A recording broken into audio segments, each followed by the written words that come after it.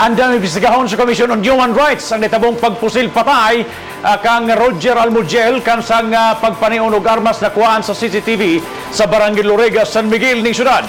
Samtang gibarugan sa makabanay sa biktima nga airgun ang gibit-bit ni Roger og dili tinuod nga armas de fuego.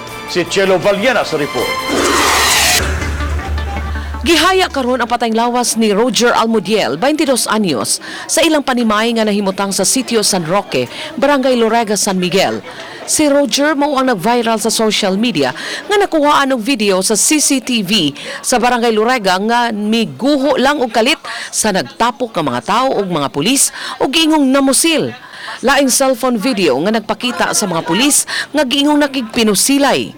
Laing CCTV sa Lorega, San Miguel, nagpakita usab kang Almudiel nga nanion sa nagmaneho sa usa ka SUV.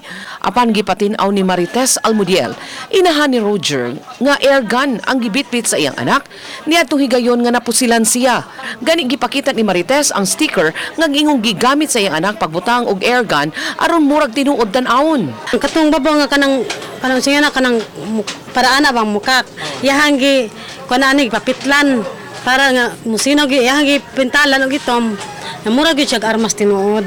Samtang gipasabot usab ni Marites o Vicenta Almudiel ang apuhan nga may suliran sa pangisip ang iyang apo. Gani usa sa mga silingan nga nagdumili pagluwat og pamahayag mipahibaw sa kapulisan sa kahimtang sa pangisip ni Almudiel.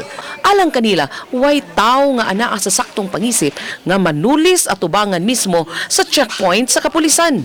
Mangko lagi siya mura siya kanang mauda sa pangisip ta mo siya.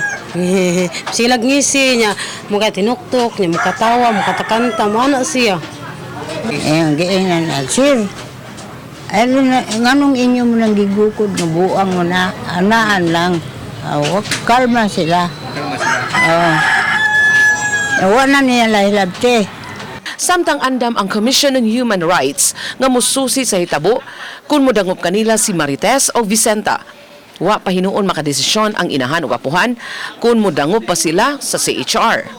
Dili ka maghuwat nga maigo ka. You will take measures to protect also yourself.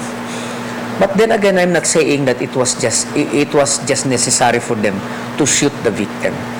Sa unang pakiginabi sa GMA-RTV Balitang Bisdak, si Police Captain Armando Labora, hepe sa Police Station 1 sa Cebu City Police Office, miingon nga tinuod nga armas ang gigamit ni Roger Almudiel. Uban ni June Solon, Chelo Valiena, Balitang Bisdak.